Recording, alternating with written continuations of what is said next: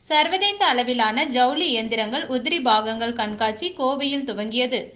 கோவையில் துவங்கிய சர்வதேச அளவிலான ஜவுளி இயந்திரங்கள் உதிரி பாகங்கள் குறித்த கண்காட்சியில் பல்வேறு நாடுகளை சேர்ந்த ஜவுளி இயந்திர தயாரிப்பாளர்கள் பங்கு பெற்றுள்ளனர்.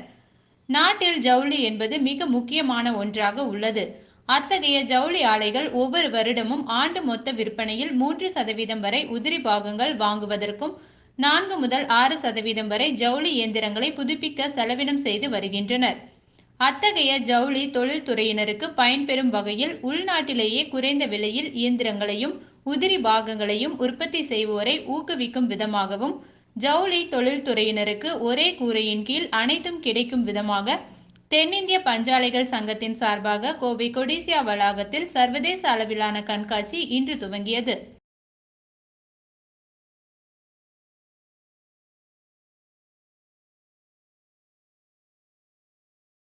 சவுத் இந்தியா டெக்ஸ்டைல் மேனுஃபேக்சரர்ஸ் அசோசியேஷனுடைய இன்னைக்கு பார்த்தீங்கன்னா இங்கே ஒரு மீட்டிங் நடந்தது. ஒரு டெக்ஸ்டைல் ஸ்பேர்ஸினுடைய உதிரி பாகங்களை பற்றி ஒரு கண்காட்சி. இது வருஷம் நடக்கிறது. இந்த வருஷம் தேர்தலுக்கு பிறகு இப்போ தான் முதல் தடவை நடக்குது. நான் எம்பியாக பொறுப்பேற்ற கொண்ட பிறகு இப்போ முதல் முறையாக நடக்குது. இப்போ இவங்களும் பல கோரிக்கைகள் வைத்திருக்கிறார்கள். பழைய மாதிரி கோவையில் எப்படி ஒரு செழிப்போட நூற்பாலைகள் இருந்தோ அதே மாதிரி போகணும். அதற்கு உங்கள் உதவி தேவை, அரசாங்கத்தின் உதவி தேவை அப்படின்னாங்க. கண்டிப்பாக இது குறித்து பாராளுமன்றத்தில் நாங்கள் இதை பற்றி குரல் எழுப்புவோம். சம்பந்தப்பட்ட துறை அமைச்சர் அதிகாரிகள் இடத்துல பேசி இந்த துறைக்கு என்ன செய்ய வேண்டுமோ கண்டிப்பாக நாங்கள் செய்வோம் என்று சொல்லியிருக்கிறோம். இழந்த பொலிவை, அதாவது பொலிவிழந்து வருகின்ற இந்த நூற்பாலை தொழில்